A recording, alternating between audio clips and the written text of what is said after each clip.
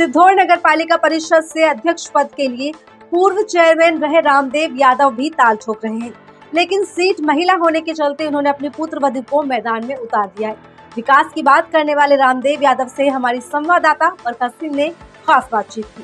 देखिए उस बातचीत के कुछ अंश। रामदेव जी, आपका हमारे चैनल में स्वागत है। जी जी जी जी जी बहुत बहुत धन्यवाद आपको। रामदेव जी, ये बताइएगा कि आपने राजनीति में कब से कदम रखे हैं?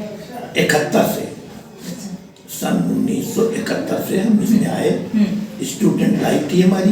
74 में मैंने ये ग्रेजुएट कर लिया था और फिर राम सेवक जी के साथ 74 में जब चुनाव लड़े रुदौली से, वहाँ पे मैं पूरी तरीके से सक्रिय होकर उनके साथ लगा रहा, प्रचार प्रसार में रहा।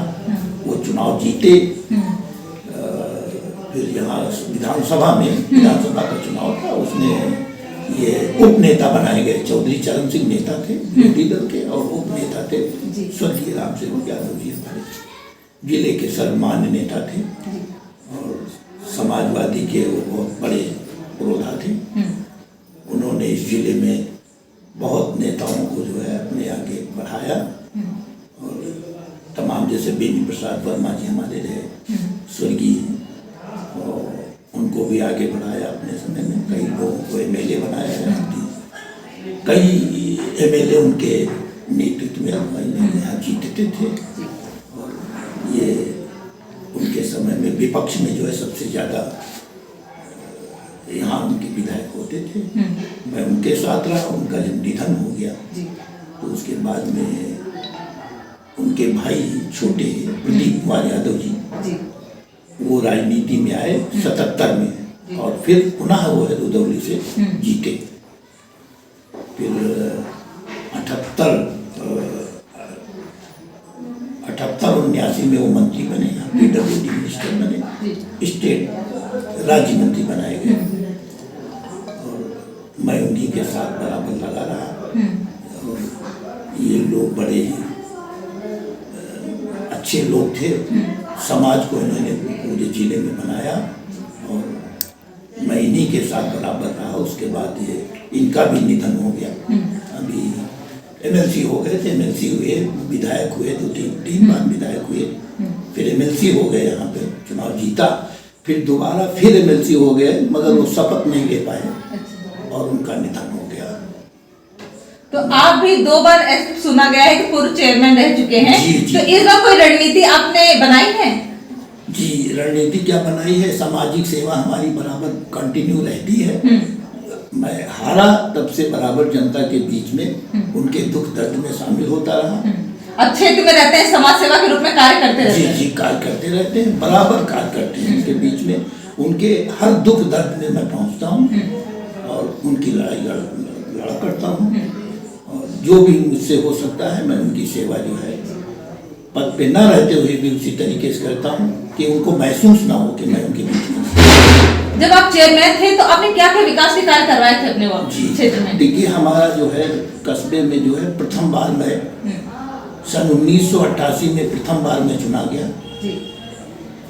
तो यहाँ बहुत हालात खराब थे सिद्धौड़ के। कहीं पानी निकासी नहीं थी, कोई सड़क अच्छी नहीं थी, सड़क बनी ही नहीं थी। ये मान के चलिए, ये जो कुछ आप देख रहे हैं यहाँ सिद्धौड़ के अंदर, ये सब हमारा ही इसमें आपको दिख रहा है, ये मेरा ही उसमें योगदान रहा है। तो जो इसमें मौजूदा चेयरमैन है, क्या उन्होंने कोई कार्य अच्छे नहीं करवाए हैं? नहीं, हमें तो नहीं लगता उन्होंने कोई ऐसा काम कराया है जो दिखने में लग रहा हो। और ये जनता भी जानती है। अब क्योंकि वो इसी चीज के क्रमताल है उनका, अपने हिसाब से जीत जाते हैं। मगर अब हम लोग जो है प्रयास करते रहते हैं तो असफल हो जाते हैं, क्योंकि गणित है इस तरह से। हम लोगों का सीधा लगाव जनता से रहता है, कहीं कोई टिकड़म की राजनीति नहीं है, सीधे। आप मतलब समाज में सेवा रूप में कार्य करने के लिए उतरे हैं? जी जी जी जी, बिल्कुल बिल्कुल। तो जैसे जो अभी मौजूदा चेयरमैन ने जो कार्य नहीं करवाए हैं, तो यदि आप चेयरमैन बनेगा तो कार्य करके दिखाएंगे? जी बिल्कुल बिल्कुल बिल्कुल, एकदम। ये हमारी पूरी जनता को ये विश्वास है कि अगर हम जीते तो हमारी जनता को पूर्ण विश्वास है कि ये हमारे लोगों के लिए जो है सारे काम करा समझ गए? हम रात जी आ रहे थे तो हमने देखा कि सड़कें जो इस ब्लॉक की छोड़ के ऐसी सड़कें जो बनी हुई है वो बहुत ही उसमें गड्ढे हैं और रास्ते बहुत खराब है। तो आप कैसे जनता को संतुष्ट करेंगे? देखिए, ये जो है हमारे यहाँ नालियां भी टूटी पड़ी हुई हैं, जल निकासी के सही प्रबंध नहीं हो पा रहा है। जो गड्ढे हैं उन्होंने जो वाटर सप्लाई के लिए जो है जो हमारे यहाँ चल रहा है, ये इसमें जो है जब कनेक्शन लोगों को पानी के लिए दिया गया, वो गड्ढे आज भी वैसे मौजूद है, गड्ढे तक नहीं डाले, जगह जगह आपको गड्ढे मिलेंगे। और ये जो पानी की टंकी है, ये हमने बड़े प्रयास के साथ जो है बड़ी मेहनत के साथ अपने कार्यकाल में लाए थे और वो बनी है, मगर उसका सुचारू रूप से देखभाल नहीं हो पा रहा है, जिससे ये सड़कों का जो गड्ढा है, नालियाँ हैं टूटी पड़ी हैं, तो उसका पानी सड़क पे आता है, गंदगी पूरी भरपूर है और इससे जनता को जो है वो राहत नहीं मिल पा रही है। इस बार यदि आप चेयरमैन बनेगा तो सबसे पहले क्या कार्य करेंगे? हम पहले तो नालियों का और जो गड्ढे हमारे सड़कों पे हैं सबसे प्रथम उसको बिल्कुल वो कराएंगे, जल निकासी की प्रबंध व्यवस्था बिल्कुल पहले नंबर पे करेंगे, ताकि सड़कों पे पानी ना आवे, गंदगी का जो भरमार है, नालियों में पानी बजा रहा है, उसकी सफाई हो, लोगों को राहत मिले मच्छरों से, बीमारी से। ये सारा काम मैं करवाऊंगा और जो सड़कें बाकी रह गई हैं मेरे बाद उन सड़कों का निर्माण होगा। और हमारे यहाँ कई ऐसी चीजें हैं जो उनकी कमी महसूस कर रहे हैं। एक मेरे यहाँ जो है ये मैरिज लॉन बनाया गया था, मैं अपने पीरियड में प्रयास करके कुछ पैसा उपलब्ध कराया तो उसमें लाया था, तो वो मेरे हाथ जाने के बाद वो एक ऐसी जगह बनाया गया है जहाँ पे आज तक की किसी लड़के या लड़की की शादी उसमें नहीं हुई, वैसे पड़ा हुआ है। मतलब उसका बनाने का कोई वो नहीं है कि बन तो गया है पर उसमें कोई काम नहीं चल रहा, कोई आज तक नहीं, उसमें कोई शादी ब्याह कोई कार्यक्रम हुआ ही नहीं, आज तक नहीं हुआ। वो वैसे वो बिल्कुल पड़ा है, उसमें गंदगी का अंबार लगा हुआ है, लोग उसमें हम तो देखे हैं तो उसमें दरवाजा पल्ला तक नहीं रह गया, इस तरह से उसकी हालत बन गई है। तो जो शेष है मैं पूरी तरीके से पूरे विश्वास के साथ कहता हूँ कि ये सारे काम जो है मेरे जीतते ही शुरू हो जाएंगे। जनता जानना चाहती है कि हमारा जो चेयरमैन पहले रहा है और आने वाले जो प्रत्याशी है वो कितना शिक्षित है?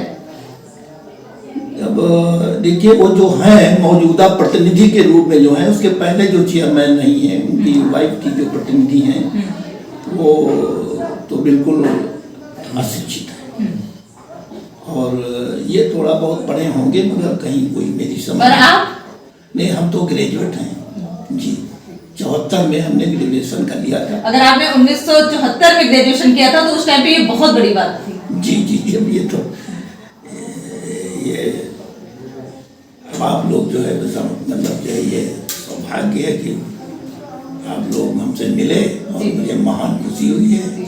मैं इतना खुश हूँ सब आप सबसे कि कम से कम कोई ये तो है कि मुझसे। बहुत बहुत धन्यवाद। ये बताइएगा कि आपने और क्या मतलब क्या मुद्दा आपका है इस बार चुनाव में उतरने के लिए? मुद्दा एक है, मैं इस कस्बे में शांति, हिंदू मुसलमान दोनों हैं जी। मैं चाहता हूं कि पूरे कस्बे में अमन चैन रहे, भाईचारा बना रहे। और मैं अपने पीरियड में जब भी मैं हुआ हूँ भाईचारा बराबर भाई मतलब जो है हिंदू मुस्लिम के बीच में बना रहा और मैं पूरा प्रयास करूंगा कि हमारे यहाँ शांति अमन बना रहे, लोगों में भाईचारा बरकरार रहे। आप शिक्षा के क्षेत्र में कोई कदम उठाएंगे? शिक्षा के क्षेत्र में मैं सरकार से मांग करूंगा कि हमारे यहाँ बालिका विद्यालय नहीं है, पढ़ाई के लिए जो है लड़कियों को बाहर भेजना पड़ता है मगर कहीं किसी का इंतजाम नहीं है, गरीब लोग हैं, उनकी व्यवस्था वो नहीं बाहर भेज करके कर पा रहे हैं। तो मैं बालिका विद्यालय लड़की की एक स्कूल मैं डिग्री कॉलेज चाहता हूँ और सरकार से जीतने के बाद मांग करूँगा और मुझे विश्वास है कि मेरी मांग पूरी होगी। आप हमारे चैनल के माध्यम से कुछ कहना चाहते हैं जनता से? नहीं, जनता से मैं एक यही अपील करूँगा कि मुझे सेवा का वो अवसर दें और मैं आपको से पूरा विश्वास दिलाता हूँ कि मैं अपने काम में खरा उतरूंगा। बहुत बहुत धन्यवाद हमें समय देने के लिए। बहुत बहुत आपको धन्यवाद जी। आप सबको, पूरी टीम को बहुत बहुत धन्यवाद आपको। ये थे हमारे साथ चेयरमैन प्रत्याशी रामदेव जी, जो कि जमीन से जुड़ के काफी कार्य किए हैं। और इनके क्षेत्र में जब हमने पता किया तो पता चला इन्होंने 2 हॉस्पिटल भी खुलवाए हैं। यहाँ तक कि ये बहुत ही शिक्षित है और इस शिक्षा के क्षेत्र में भी कदम बढ़ाना चाहते हैं। ये लड़कियों को आगे बढ़ाना चाहते हैं। ये चाहते हैं कि यहाँ पर एक बालिकाओं के लिए स्कूल और कॉलेज भी हों। अब देखने वाली बात ये होगी कि जनता इनका कितना सपोर्ट करती है, कितना समर्थन करती है। रामदेव यादव कहते हैं कि नगर में जितना भी विकास हुआ है वो पूर्व में हुआ है जब उनका कार्यकाल था, और अब भी अगर जनता ने उनको जीता दिया तो नगर का विकास और होगा। तो अब ये देखना होगा कि आने वाले वक्त में जनता उनको कितना समर्थन दे पाती है। सिद्धौर में चेयरमैन का ताज किसके सर सजेगा, ये आने वाला वक्त बताएगा। तो फिलहाल इस रिपोर्ट में इतना ही। बने रहिए हमारे साथ।